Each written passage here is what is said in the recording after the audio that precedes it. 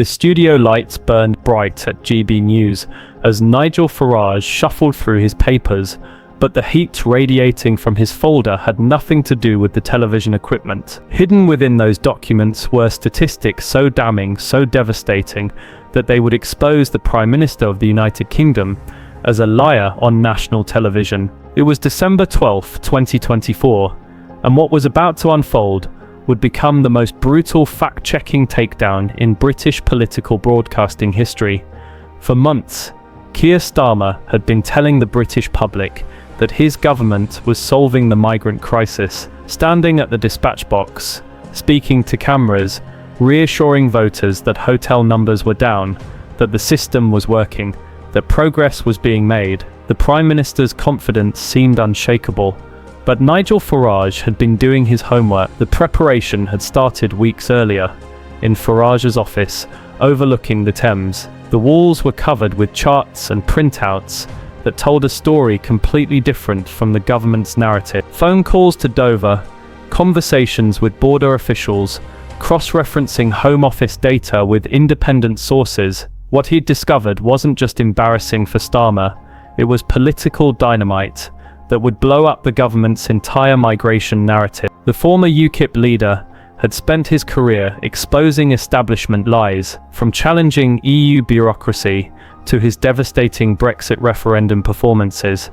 Farage had perfected the art of using official statistics to destroy his opponent's credibility. And now he had Starmer in his crosshairs. Now the government have a big new idea, Farage began, his voice carrying that familiar blend of sarcasm and righteous anger that had made him the most feared politician in Europe. Yes, all these young men that cross the channel will now be put in military barracks, because it'll be cheaper than hotels. He paused, letting the absurdity of the government's latest announcement sink in. The military barracks solution was classic Starmer, a technocratic fix that sounded reasonable to Westminster insiders, but completely missed the scale of the actual problem. But this was just the setup. The real devastation was coming. Here was the Prime Minister Starmer on this subject. Farage continued, before playing a clip that would prove to be Starmer's political suicide note. In the recording, Starmer's voice carried that familiar tone of manufactured authority, the confident delivery of a man who believed his own spin. We had years under the previous government where they didn't process claims, so tens of thousands of people didn't have their claims processed. They were then housed in hotels. That was the policy of the last government. There were 400 at the height of it. It's now about 2. The blame shifting was classic Starmer. Everything was the previous government's fault, despite the fact that he'd been in power for 6 months, and the crisis had actually worsened under his watch. The Prime Minister continued with growing confidence. I'm determined that we will close those hotels. We're processing the claims much more quickly, and where people have got no right to be in our country, we're removing them at a higher rate than the best part of a decade. This was the lie that Farage had been waiting to expose. The removal claim was technically true, but completely misleading. Most removals were visa overstayers, not channel crossers. And then came the line that would haunt Starmer forever. I can't tell you how frustrated and angry I am that we've been left with a mess as big as this by the last government. The frustration in Starmer's voice was genuine, but it was the frustration of a man who had discovered that governing was harder than criticizing. For years in opposition, he'd had easy answers. In power, those answers had proven worthless. As Starmer's voice faded, Farage leaned forward, with the expression of a predator who had just spotted wounded prey. What he was about to do wouldn't just be political commentary, it would be a public execution. Yes, he was left a mess.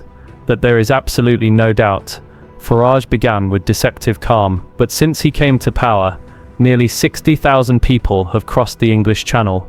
60,000. The number hung in the air like a death sentence. In just 6 months of Labour government, more migrants had crossed the Channel than in some entire years under previous administrations. But Farage wasn't finished. He had prepared his ammunition carefully, and each fact would be more devastating than the last. In fact, the numbers for this year are headed towards a record ever number, especially if we get 2 or 3 calm weeks between now and Christmas. The audience could sense something brutal was coming. Farage's delivery was measured, controlled, But underneath was the fury of a man who had caught his political opponent in an outright lie, and when he tells you, "Oh, we've reduced the number of hotels," it's way down from the peak. Farage paused for dramatic effect.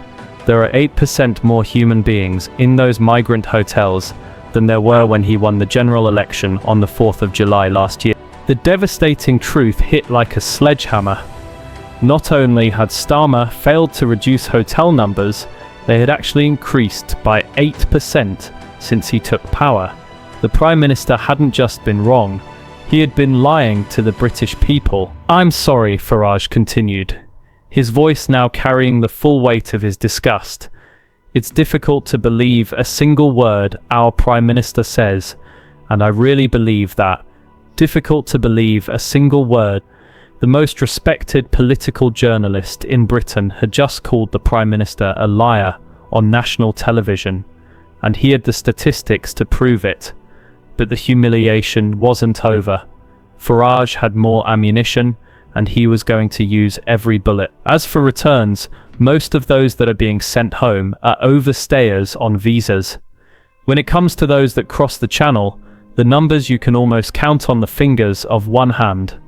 The deportation claims, another lie exposed. Starmer was bragging about removing people who had simply overstayed tourist visas, not the boat migrants who were the real problem. And when they claim this is a big step forward, and there's one site in East Sussex, one site up in Inverness, they're military sites, they'll house 900. Farage leaned back, ready to deliver the knockout blow that would expose the complete absurdity of the government's solution. Think about this. That's just one day's crossing on a calm day in the English Channel. 900 beds, one day's worth of arrival. The mathematical impossibility of Starmer's plan was laid bare in a single, devastating sentence. Even if every military barracks in Britain was converted, it wouldn't make a dent in the crisis. The studio fell silent as the full implications sank in. The Prime Minister of the United Kingdom had been caught lying about the most important domestic issue facing the country. The numbers didn't just contradict his claims, they obliterated them. Farage wasn't finished with his systematic destruction of Labour's credibility. He had spent too many years fighting the establishment to waste this moment of complete victory. This issue, we've discussed it before on this programme. But he keeps doing this. He literally can't tell the truth on this. The repetition was damning. This wasn't a one-off mistake or a misunderstanding. This was a pattern of deliberate deception that went to the heart of Starmer's character. Well, he thinks that the British people don't understand this issue. So he thinks by saying that we're going to move people to army barracks that the British people will be duped into thinking that's the problem. The contempt in Farage's voice was palpable. Here was a Prime Minister who thought he could fool the electorate with meaningless gestures, while the real crisis spiraled out of control. They will not. They know that this is a problem affecting the whole country. They know that it's costing taxpayers millions upon millions of pounds every day. Every day. The repetition of every day hammered home the relentless nature of the crisis. While Starmer played political games with barracks and hotels, British taxpayers were hemorrhaging money to fund a system that simply didn't work. But it was Farage's next observation that would prove most prophetic. The truth is that until he actually does stop the boats, until he actually does something on the European Convention of Human Rights, and that will allow us to deport people and certainly to process people offshore, this is not going away. Here was the fundamental problem that Starmer refused to acknowledge.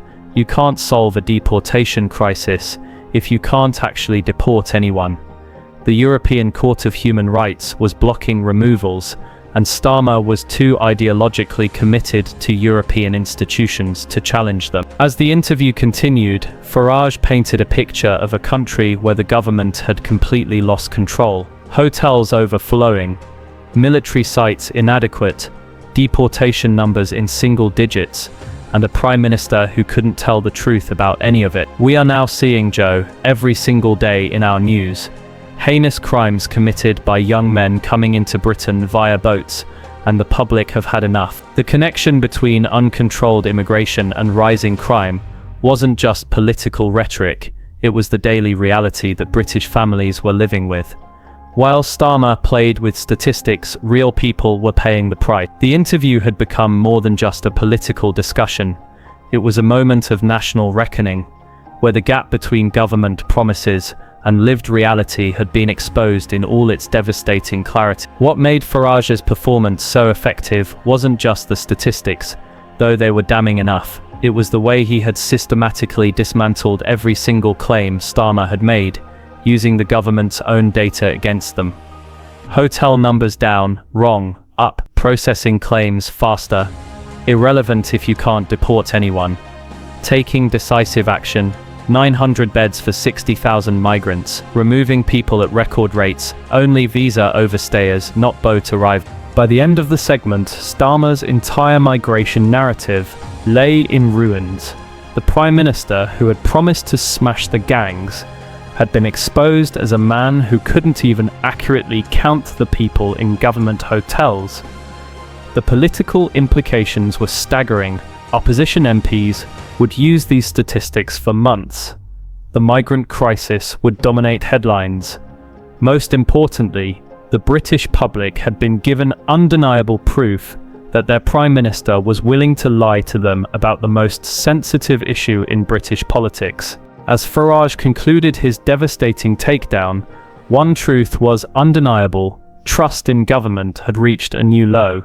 When the leader of the country can't tell the truth about basic statistics, when he claims success while presiding over record failures, the social contract between government and governed begins to break down. The 60,000 migrants who had crossed the Channel since Starmer took power weren't just a number, they were a symbol of a political system that had completely lost control. And Nigel Farage had just proven that the man in charge was either incompetent or dishonest. The British people would decide which was worse. The immediate aftermath was electric. Within minutes, clips were spreading across social media. N6,000 migrants began trending, followed by Starmer, lies. Conservative MPs suddenly had a masterclass in opposition strategy, but the real damage was happening in living rooms across Britain, where families watched their Prime Minister being exposed as either incompetent or dishonest. The 8% increase wasn't just a statistic, it was proof that everything Starmer had told them was false. Labour MPs rushed to defend their leader, claiming statistics were misleading. But the mathematics were undeniable: 60,000 crossings in 6 months, an 8% increase in hotel occupancy, 900 barracks beds for 900 daily arrivals. More damaging was the impact on public trust. The British public had forgiven U-turns, broken promises, even scandals, but they had never forgiven being lied to about issues affecting their daily lives. Farage's performance demonstrated the power of facts over spin. Simple arithmetic had destroyed 6 months of government messaging. The Prime Minister's legal training meant nothing when confronted with mathematical reality. For Nigel Farage, the interview represented vindication of his entire approach. He had been dismissed as a populist dealing in simple answers, but complexity, he had proven, was often just a way of hiding simple failures. The 60,000 migrants weren't a complex policy challenge. They were a massive government failure, hidden behind misleading statistics. And when the truth emerged, it was devastating.